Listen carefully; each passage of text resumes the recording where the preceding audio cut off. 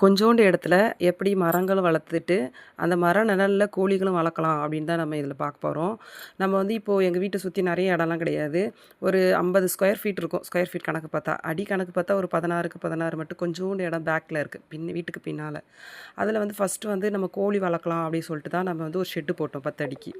அப்புறம் ஷெட்டு போட்டதுக்கப்புறமா கோழிக்கு நிழல் தேவைப்படுது. அப்போ ஒரு தென்னை மரம் மட்டும் தான் நின்னுது. ஸோ அதுக்காக பக்கத்துலேயே வேறு மரங்கள் வளர்க்கலாம் அப்படின்றப்போ சரி பழ மரங்கள்லாம் வளர்க்கலான்னு அப்போ ஒன்று ஒன்றா ஆட் பண்ணி இப்போ எவ்வளோ மரங்கள் இருக்குதுன்னு நான் உங்களுக்கு காமிக்கிறேன் ஒன்று ஒன்றா.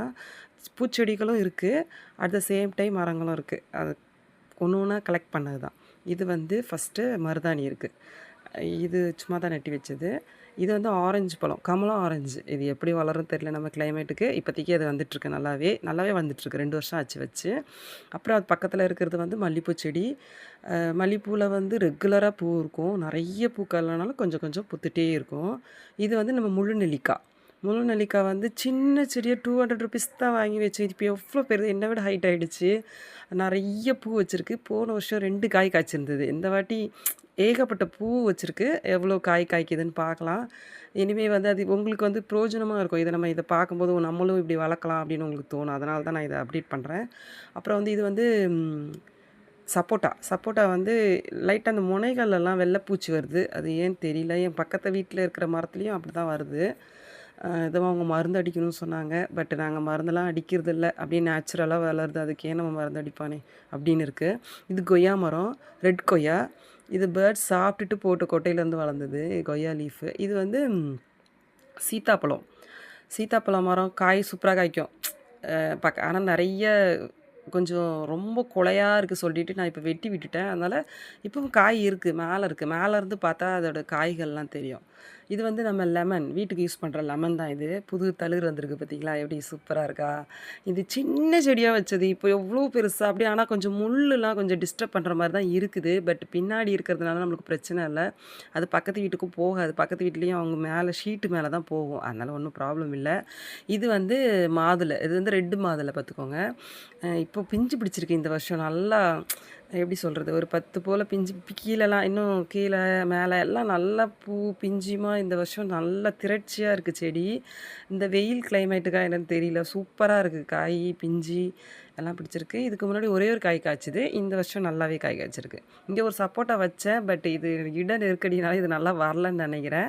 இப்போ நம்ம கோழியை பற்றி பார்த்துடலாம். கோழி வந்து 10 அடிக்கு ஒரு ஷெட்டு போட்டிருக்கேன் சொன்னேன்னா, கோழி என்னை பார்த்து பயந்து போய் என்னடா பண்ணிகிட்ருக்கா அப்படி சொல்லிட்டு அங்கே நின்றுட்டுருக்கு.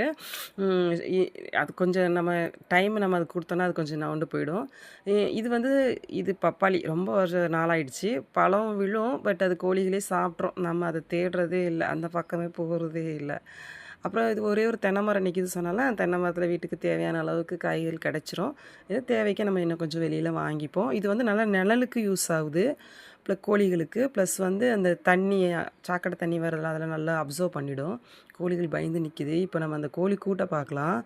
அதாவது இடம் பார்த்துட்டிங்களா, இந்த லெஃப்ட் இந்த தகரம் இருக்கிறதுலேருந்து இங்கே வரைக்கும் ஜஸ்ட் இவ்வளோ தான் இடமே இருக்குது. எனக்கு நிறைய இடங்கள்லாம் கிடையாது. அதில் இந்த மரம், இந்த தேங்காய் மரம், பப்பாளி மரம், அப்புறம் சப்போட்டா அப்படி சொல்லிட்டு எல்லா மரமும் இருக்குது. அதோட நிழல்ல இந்த கோழிகளும் இருந்துக்கிடுறாங்க. அதனால் கோழிகளுக்கு எந்த வியாதியும் வர்றதில்ல. வெயில் காலத்தில் வர்ற எந்த ஹீட் ஸ்ட்ரோக்கு அதெல்லாம் எதுவும் வர்றதில்ல. எதோ சொல்கிறாங்க, அந்த வியாதிகள்லாம் வர்றதில்ல. இப்போ நம்ம வந்து கோழி கூட்டுக்குள்ளே போய் பார்த்துடலாமா. இது வந்து காக்கா உள்ளே போகக்கூடாது, ஸ்க்ரீன் போட்டு வச்சுருக்கேன். அதுக்கப்புறம் இது வந்து கம்பு. இந்த கம்பில் தான் அடையும் பார்த்துக்கோங்க கோழி. கீழெல்லாம் அடையாது, மேலே தான் அடையும்.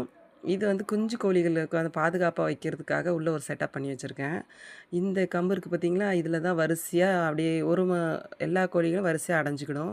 எல்லா மேலே இருக்கிற கம்புகள்லேயும் அடையும். அப்புறம் வந்து அந்த உள்ளே அந்த சாக்கு போட்டு மூடி இருக்கிற இடங்களில் தான் முட்டை வைக்கும் பார்த்துக்கோங்க. அதுக்கு கீழே, அப்புறம் இதில், அப்புறம் அந்த கீழே அந்த ஷீட்டுக்கு கீழே அப்படி 10 பெட்டை கோழிகள் இருக்குது. அப்புறம் 3 சேவல் இருக்குது. கோழி குஞ்சுகள் வந்து ஒரு 15 போல் இருக்குது. இந்த வாட்டி 16 முட்டை வச்சா 15 பொரிச்சிடுச்சு. அதில் அவங்க எல்லாம் ஒன்றா சுற்றிட்டுருக்காங்க. இங்கே உள்ளே இருந்து பார்த்தா இது இப்படி மரங்கள் இவ்வளோ தான் இடம். அந்த கேப்பே பாருங்கள், ஒரு 8 அடி கேப்பு தான் இருக்கும். இந்த பக்கம் 8 அடி, அந்த பக்கம் 8 அடி. அப்புறம் அந்த சந்து ஒரு 4 அடி, அவ்வளோதான். இவ்வளோண்டு இடத்துல இப்போ கிட்ட நம்ம ஒரு 10 20 கோழி வளர்க்குறோம். இது ரெகுலராகவே இருக்கும். இப்போ நான் அடுத்த அடையும் வச்சுட்டேன். நான் அதுவும் குஞ்சு பொரிக்கும். அப்போது ஓரளவுக்கு தேவைன்னு யாராவது கேட்கும்போது மட்டும் குடுப்பேன். இது எதுக்கு சொல்றேன்னா, அ இடமே இல்ல நம்மளால கோழி வளர்க்க முடியாது. இது வந்து நம்ம சாப்பாடு. அ சாப்பாடு வைப்பேன். அப்புறம் நம்மள ஊர சுத்தி வாழைத்தோட்டம் இருக்கு. அதனால அங்க வாழைப்பழங்கள் கிடைக்கும். அந்த வாழைப்பழத்த உரிச்சு கொண்டு வைப்பேன். அது நல்லா சாப்பிடும். நேந்திரம் வாழைப்பழம் ஃப்ரீயாவே கிடைக்கும். எவ்வளோ வேணா எடுத்துட்டு வரலாம். கிடைக்கிறப்ப எடுத்துக்கலாம் அவ்வளோதான். ஆ இது கோழிகள் வளர்க்க இடம் இல்லன்றோம். பட் இந்த கோழினால நமக்கு வந்து டெய்லி முட்டை கிடைச்சிருது எப்படின்னாலும், அப்புறம் ஏதாவது ஒரு வருமானம் இன்கம் அது வந்து நம்மளுக்கு நம்ம நம்ம நெறைய வேலை பார்க்குது. அங்க பாருங்க எவ்வளோ குப்பையா கிடக்குன்ட்டு. அது குப்பை இல்ல. இந்த இதெல்லாம் போட்டு வச்சா தான் இந்த மண்ணு சூடாகி அந்த கோழிகளுக்கு அஃபெக்ட் ஆகாம இருக்கும். அதனால தான் இந்த காலிஃப்ளவர் இலைகள், வெங்காய சருகுகள், காய்கறி வியாபாரம் பார்க்குறோம். ஸோ அதோட வேஸ்ட்லாம் நான் இங்க கொண்டு போடுறதுனால, அதுலருந்து புழு, பூச்சி உற்பத்தி ஆகுறது. அதுக்காக கோழிகளுக்காக அப்படி போட்டு வச்சிருக்கேன். மண்ணு ஹீட் ஆகாது. கோழிகளுக்கு வியாதிகள் வராது. அப்புறம் வந்து இந்த கோழி வந்து நம்மளுக்கு ஒரு நல்ல ஒரு எந்த வேலையும் இல்லாத ஒரு அது பாட்டுக்கு நிக்கும். நம்ம எந்த வேலையும் செய்ய தேவையில்ல. கொஞ்சூண்டு இடம் தான். பட் அதனால நம்மளுக்கு ஒரு வருமானம் வந்துட்டு இருக்கும். ஒரு நாளைக்கு 4 முட்டை போட்டாலும், ஒரு முட்டை வந்து இங்க வந்து ரூ. 15 விக்குது. 4 முட்டைனாலும் அது ரூ. 60 இன்கம் வரும். 10 கோழினா 10 கோழி டெய்லி முட்டை வைக்காது. ஸோ 4 கோழி முட்டை வச்சாலும் ரூ. 60 வட்டி வரும். ஆவரேஜா ஒரு 4 முட்டை கிடைக்கும். சில நேரங்கள்ல நெறைய உள்ள போய் பார்த்தா அப்படியே 10, 20 முட்டை மொத்தமா இருக்கும். ஆச்சரியமா இருக்கும். நம்ம பார்க்காம விட்டுட்டோம்னா.